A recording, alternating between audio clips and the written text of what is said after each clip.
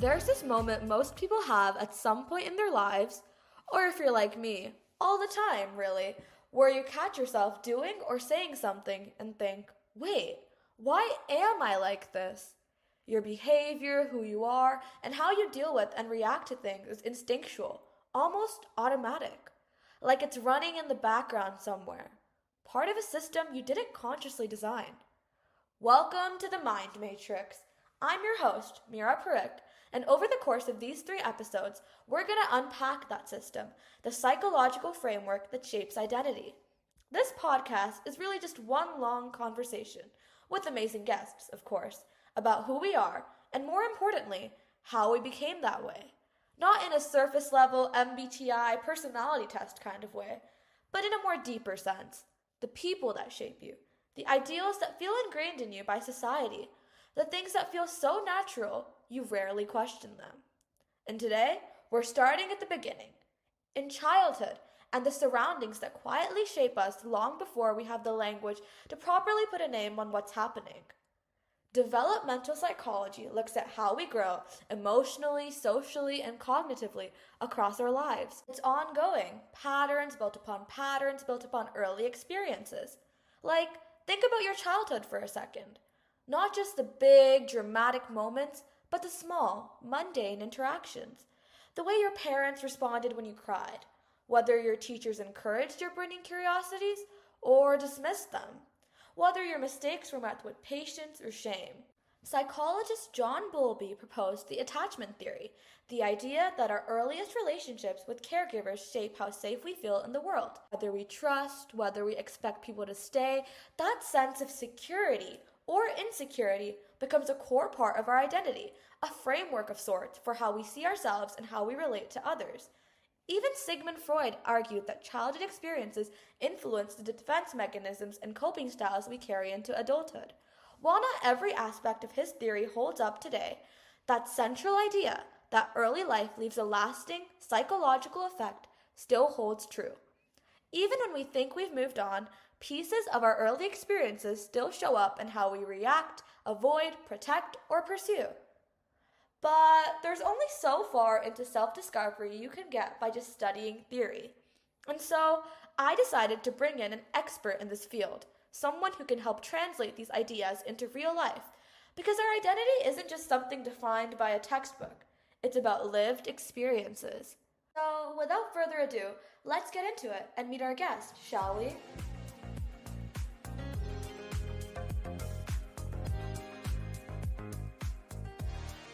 Hi, joining me now is Rima Shah. Thank you so much for being here. To begin, could you introduce yourself and share a bit about your background and what you do for our listeners? You're welcome for being here. My name is Rima. I am a therapist. I work in mental health, specifically looking at people's experiences with trauma. Great. So as you're already familiar with this, but what does the word identity really mean to you, not just academically or as a therapist, but from what you see in yourself and real people? Um, so to be honest with you, I don't think identity only means one thing. So I think that everybody houses multiple identities. So I am a South Asian woman, I am a daughter, I am a sister, I am a person who is Jane. Like I think that I myself house many different identities. And I think each person, in fact, houses many different identities, and that different identity factors play into making you who you are. That's a really interesting take on the matter. At what point in life do you think these identities start forming? Like, do they take place at different parts of your life, later than people expect, or earlier?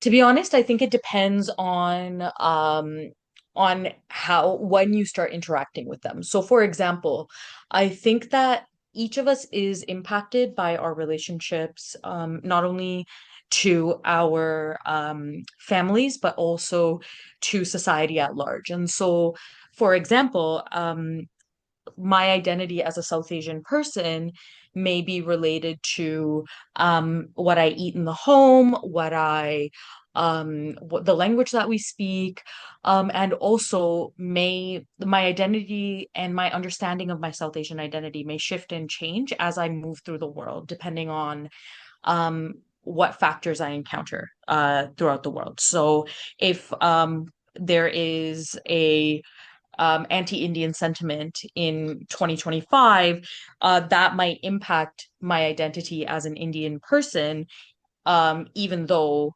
my identity as a South Asian person or an Indian person started forming in 1990 when I was born. Definitely. We mentioned a lot about surroundings when we talk about identity, especially like just now in your response. But do you Mhm. do you think there's a specific part of one surroundings that has the strongest influence on who we are? To be honest with you, I think family of origin matters a lot. And what I mean by family of origin is whoever you grew up with. Um, whether that is mom and dad, whether that's siblings, whether that's grandparents or elders, whether that's a biological family, foster family, like whatever that looks like. I think family does have a very strong influence on um, who or what you become. And I don't necessarily think it has a one-to-one influence or a parallel influence. And what I mean by that is just because um, my father is an accountant, that does not mean that I will necessarily navigate and move into the same career. I might go into something that's completely different because I grew up self in relation to my father, not necessarily um not necessarily parallel to my father, if that makes sense. No, it definitely does. I think a lot of us don't really realize what parts of our life, especially our upbringing, because that's such a like murky part, especially in terms of memories and stuff. We don't realize how much of Mhm. an influence it has on who we are. Like from your experience as a therapist, do you think people usually underestimate how much like our childhood affects us or like overestimate it? To be honest with you, I think it depends on the person. Most of the people that I've met throughout my career seem to underestimate the impact of how much their childhood may have affected them. But I also think it depends on what part of life they are in. So for example, if you are 15, 16, you may like you're literally closer to your young childhood. So you like that was a much bigger part of your life. Where if you're 30, 50, 80, you're much further away from your young childhood and you might not really see it as impactful. I also think that the impacts of your childhood do impact a number of different things, like how you develop attachment, how you develop trust, how you develop like where you feel safe in the world. I think a lot of those things definitely at least start to develop in early childhood. Definitely. As someone who's in that exact period of time you just mentioned, when I look at myself and who I am, I think my relationship with like my caregivers and my parents definitely affect who I am as a person and how I view myself and the world around around me, sorry. Do you think Mhm. that's like a very important factor for everyone? Like your caregivers affecting how your self-image and your interaction with the world? I think yes. And I think that it also like I think again, when I say self in relation, what I mean is self reacting to what was present and what continues to be present. So for example, there may be people who grew up, let's say, without one of their parents. That doesn't necessarily mean that that will impact them negatively, but they may find later in life that they have questions around like where that parent was, for example. And I do believe that like so the presence and absence, the emotional presence and absence, both like physical presence and absence and emotional presence and absence, they both actually make a difference in how you view yourself later on. Because there are some people in a family of origin or a caregiver who is not a particularly nice caregiver, and you may feel poorly about yourself because of the caregiver you grew up with, even though they were present. Where you may long for them if they were absent. And so you have like a different relationship with yourself, how you see yourself, and how you see the world, even as a result of your early relationships, I think.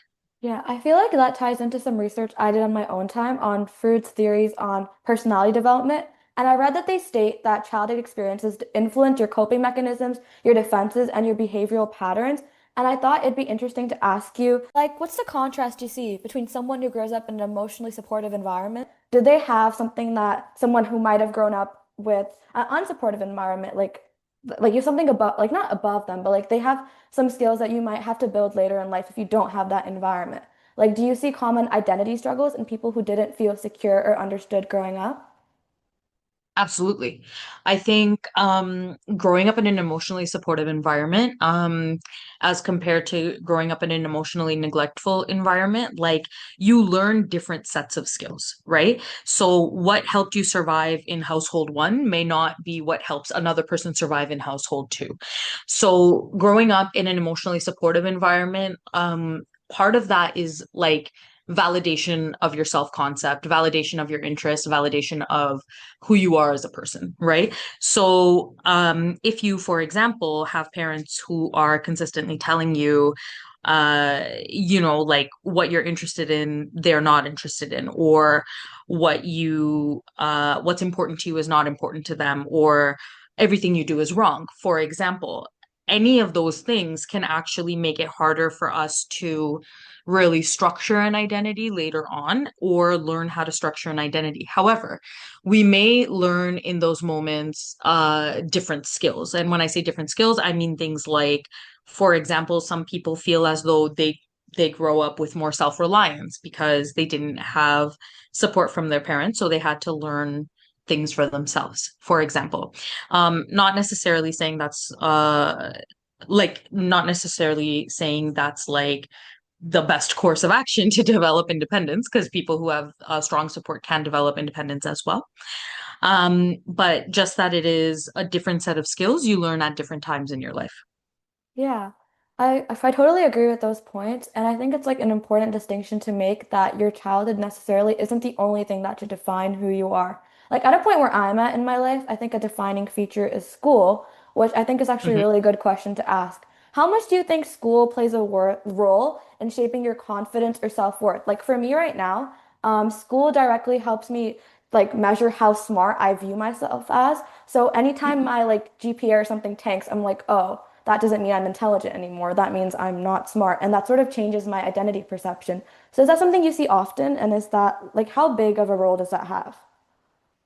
I think I do. Like, I think I do see that often, and I think that it impacts how you see yourself, again, like in relation to where you are at this point in time. So, for example, as a 15 or 16-year-old, you may find that this is one of the biggest, most relevant markers of your life, where maybe at 60, you may not think of like how I did in my IB math matters, in the same way.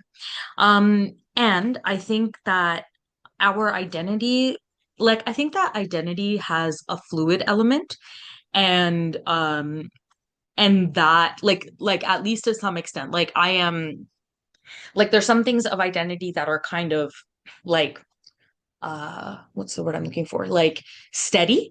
And then I think that there are some things in identity that are a little bit more fluid. So for example, I mentioned the accountant example earlier. Like an accountant is not an identity that you're born with, right? Whereas or like a smart person is not an identity that you're or perhaps not born with, but like raised into. Whereas, for example, you being a young Indian woman, or a young Indian person, like Indianness is an identity you were raised into from an early age. So I think that it does, like, there is a fluid element to identity, and I think that it is, heavily impacted by things like your grades. I also feel like other experiences of school. So, for example, the social experience element of school also makes a difference in identity. Being bullied can really shape how a person feels about themselves down the line. Um, Interacting with people's um understanding of you can really make a difference in terms of how you interact with yourself down the line. Definitely. I like that it's like the distinction between a transformative elements of your identity and the ones that are remaining steady. Speaking on the steady Mhm. parts of your identity, in your opinion, how does cultural background or religion influence identity differently than your family does? That's interesting. I think so. As I mentioned earlier, like the way that I conceptualize identity is self in relation to self, self in relation to other, and self in relation to to system or to larger forces, religion, culture, etc. Um, I don't think we can necessarily put family influence and cultural and religious influence in separate sections because I think your family's cultural understandings will necessarily impact how they parent. Um, I also think that I think that even something as simple as like what we feed our children early on in their lives or um what we what kind of experiences we let our children have early on in their lives. Those things are different culture to culture, but also those things are different family to family. So I think cultural background and religion influence both the caregivers and the child, like individually. And then I think the caregivers also impact the child or the family also impacts the child, but that they're not, that the family cannot be necessarily detached from um the influence of culture and religion. Definitely. I feel like culture definitely changes the way someone's like life is structured because it's such a like guiding force over everything you almost do, especially as someone Mhm. who is like Jane as well. I feel like that's a huge aspect of my life where almost every decision I make ties into that part of me. And it's always really Mhm. interesting for me to see like how identity and like its relation to one's culture changes from person to person to person because obviously some people don't identify with any religion, which is a huge part of culture. But do you see Mhm. differences in identity struggles across cultures or even generations? Because times are definitely changing. Ooh, generations is an interesting question too. I think that like identity formation is a thing that exists throughout cultures. I think how um we choose what is relevant changes culture to culture, family to family, society to society, religion to religion, etc. But I think everyone is like building who they are in in like different sort of in these different sort of realms. I also think generation does make a difference. Like for example, if we were to think about the impact of the 50s in like post World War II. So like if kids were born in the 50s and 60s, they had a much different they may have had parents who like I'm thinking about Canadian families in this moment that were present on this land at that time. They may have family members who fought in a war, and that might impact how they parent, for example, or how they behave. I also think that the generational impacts of like, for example, partition in India, right? Like that also would like impact our family members who were alive at that time versus not, and the children who they parented. So I think that like cross-culturally, like things do make a difference. Generationally, things do make a difference. And even something like I'm just thinking about like something like the value of women, right? The value of women or what we perceive as valuable coming from women has changed in the last 50 years. Like that is a very clear for example version of how like culture and generation matter and how like in combination matter and how they will impact identity because like if you are a person who grew up in the 50s with certain ideas about like I don't know, being an aviator or something, that would be different than if you grew up in the 20s wanting to be an aviator as a woman, or in the 2020s wanting to be an aviator as a woman, you know. The generation and the culture are also things that are, I don't believe, able to be put in a vacuum. I think one necessarily influences the other, and both of them separately and in combination influence us. Definitely. It's almost like it's like a restriction. Like if I was a woman in the 50s, the amount of identity I would be able to discover for myself independently would be much narrower than the amount I can discover today. So it's almost like it caps the amount you can grow and define yourself as a person. I feel like Well, you like can, amount of identity is an quant interesting kind of metric, you know, but yeah. like certainly like avenues to explore Yeah, were reduced, I I would think argue. expression is a better way to frame it, not Hmm. necessarily how Hmm. much identity you have, because it isn't really quantifiable. But Yes. moving on from this point, I think we've already Mhm. discussed this in our thing about like some parts of identity being fluid and others being like stable. But do you think identity is something that gets set early on, or do you truly see people reshape it later in life? Because there are parts of it, like we talked about being South Asian woman, that you can't really change. But there are also other Hmm. parts of your identity, like gender expression or things like that, that you can change. So do you think there's the ability to make a massive change in your identity? Yeah, absolutely. I think so. I think that, like, for example, like a clear example of that would be when people, for example, shift their faith background, right? For like and like actively do that, right? Like if I convert from, let's say, being Jain to Christian, for example, that might that might shift my identity, how I interact with the world, how I interact with other people, how I interact with myself, all of those things, right? And so, and even like being a South Asian girl does impact how you will live as a South Asian woman, but like growing up will also impact, um, it's almost like there is a like your movement through the world is also shaping who you are, like those fluid parts of identity. Yeah. There are so many metrics, I think, that like parts of you that influence your identity because identity is such like a weird concept in the sense that it's like the things intrinsic to who you are, but then those are influenced by Hmm. other things and it all just sort of adds up.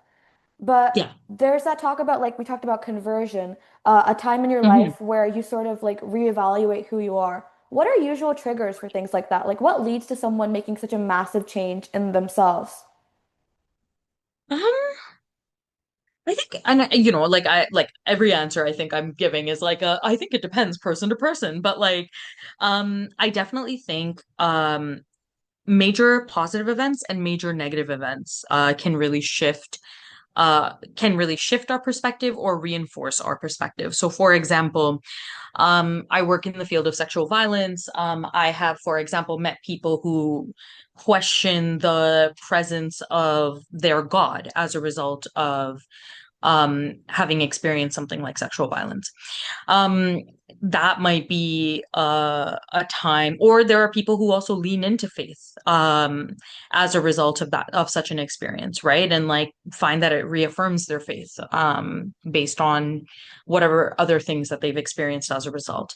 And like, you know, I think that part of the reason that um part of the reason that people feel like triggered to shift their beliefs, is often, you know, because of what, like, you know, when people talk about like a life-changing moment, right? Whether that's a positive life-changing moment or a negative life-changing moment, I think that life-changing moments have us reevaluate um, what we care about, what matters to us, and how we will interact with the world. Yeah, you talk about like distancing yourself from your faith or like coming near it from a traumatic experience. And that makes me wonder. Mhm. I feel like that's the steady part of your identity affecting the way you deal with the fluid part of your identity. The parts of yourself that are almost ingrained into you that like you're comfortable and you've fully expressed and come to terms with can often like feed into the parts of yourself that are changing. Like I, for example, am a Mhm. very family oriented person. So every decision I make almost ties back to is it like best for me and the people I care about? Because that's such a huge part of who I am. So even if I were to have a Right. huge moment in my life, I would still try to go about it and reevaluate in a way that like doesn't affect my people. And I think that's like really important for who I am. Well, well, and I think that also like that kind of thing. For example, like let's say you had a life-changing positive moment, like you, I don't know, won a car, let's say, right? I don't know if that would be a life-changing positive moment for you, but here we are. Like there may be like for some people there may be an evaluation of like will it make, for example, my parents happy if I accept this prize, right? Um but also, I think that there are some people who also find that if something negative has happened to them, the care that they have for their family might shift how open they are with their family. Like, for example, I'm not going to tell you this negative thing that occurred because I know it'll hurt you. Um, and I think that part of it, right, the choice that I make there, that is impacted by the relationships I have and the life that I've led so far, if that makes sense. Yeah, it's like the parts of the parts of your identity are still there, but how much you choose to express them is a different matter. Like I got that car. Am I willing to share that with you? Does a car count as part of your identity? I don't know. But let's say I have something that's part of Yeah. me. If I, it's still there. It's still part of my identity, but I may not share it with anyone. And Right. that's interesting. It's like it ties back into your environment because surroundings definitely has a huge effect, not just on making your identity, but making how you express that to others. And it almost feeds back into the thing about the woman from the 50s. She was in an unhealthy Mhm. environment. So can someone outgrow an unhealthy environment if they don't fully understand it first? Absolutely. Absolutely. I think that's true. I don't know if people necessarily ever fully understand every element of what's going on in their environment all the time, but I think that they like we as a species are built for bouncing back and survival. I have met a ton of people who had experience A or experience ABC or experience Q and come back without necessarily understanding the impacts of that initial experience. Or I have also met people who understand that they're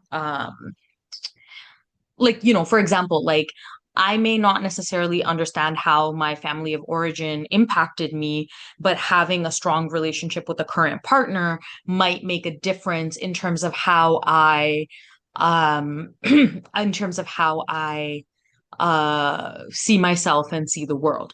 It doesn't necessarily mean that I had to understand my family of origin in order to be impacted by the positive thing in front of me. It's like your family of origin versus your family of choosing. Both are important parts of who you are, but they affect you and the way you approach them are different, right? Like Absolutely. your Yeah. past versus your present versus your future. But talking about the Yeah. past, if someone like feels stuck in an identity shaped by their past or parts of their Mhm. identity because of their past, what do you think is one realistic first step towards change? Ooh. That's a really interesting question. I think a realistic step towards change is like, I know I just finished saying like we don't necessarily have to understand ourselves. Yeah. I think, but if you're making an active step towards change, I think understanding um like even what you need or don't need can make a really big difference in how you exist in the world and how you see the world. So for example, if I realize that like I need a hug, let's say, right? Yeah. Um that might be a thing that uh I can then like once I realize that that might be a thing where I'm just like, I can ask for that. Or I can realize that I need more of that kind of affection or nurturing, right? It like the when you figure out or when you work to figure out like what you need and desire, even if it necessarily doesn't make sense at the time, um it's a valuable first step in like building that self-trust or building reliance on the self. I feel like we could call that like reconciliation as the answer to what to do in that kind of scenario. Which is funny to think because throughout this like conversation we've just had, we've almost sort of traveled through the stages of one's identity. We started at like the formative parts, like your caregiver, and we've moved on to reconciliation, which I think is a really like good note to end off on. So just to wrap things Okay. up, what do you think, like, what do you wish more people understood about how identity actually develops over time? Like, we've just discussed it now for our listeners, but is there anything you personally want to add, like an insight? Yeah. I think it's super, super, super important. If you are raising humans, um, to recognize the impact of your behavior is going to come through in how this person um becomes who they are. I think that like I think that a lot of times when people are asked a question like this, the question is towards them as the identity former, but I want to talk about well, as the person, like, as the self. But Yeah. I really want to like my really I really, really think it's important for people to like understand the behavior in which they are engaging and how it can impact, for example, the children in their lives, and really make a difference in terms of like how they're behaving with consistency, with clarity, with boundaries, with routine, with fair rules, and I think that and emotional regulation, right? And I think that like if we ask people to develop themselves over time, they may find it find that they have, for example, more well-adjusted small people. Yeah, oftentimes we're so wrapped up in our own identity and like dealing with that that we don't realize the impact we have on other people and their identity. And that's like a really Yeah, important absolutely. message. Yeah. Thank you Yeah. so much for your insights. This was amazing and I definitely learned so much. Thank you for being here. Yeah.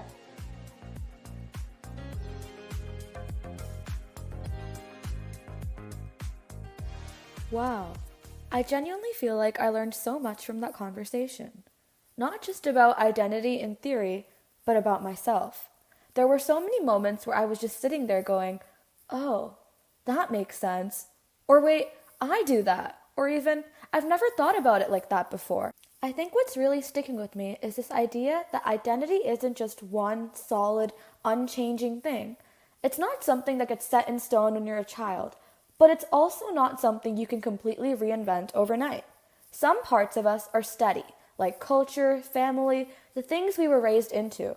And other parts are fluid, like how we see our intelligence based on our grades, or how we express ourselves depending on the environment we're in. And I really liked what we ended on, this idea of understanding what you need. That feels so simple, but it's actually really hard.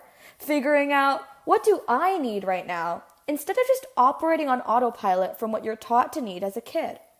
Because maybe your childhood taught you to be independent, or quiet, or high achieving, or self reliant. And those things might have helped you survive. But survival and thriving aren't always the same thing.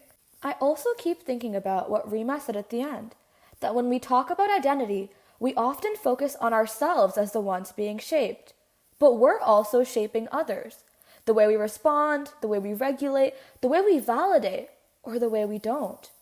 Someone else's sense of safety, confidence, or belonging might be quietly forming in response to us.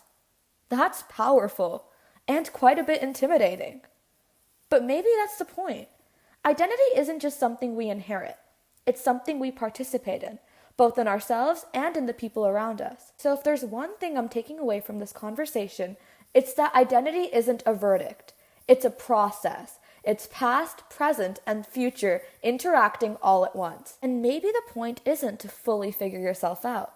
Maybe it's just to get curious, to notice your patterns, to ask yourself, why do I react like that? Where did that belief come from? Do I still even want it? So as we close this first episode, I'll leave you with this. The next time you catch yourself thinking, wait, why am I like this? Don't shut it down. Sit with it. Because that question, that's where the real work starts. And that's all for today. I'll see you in the next episode of The Mind Matrix. This is your host, Mira Parekh, signing off.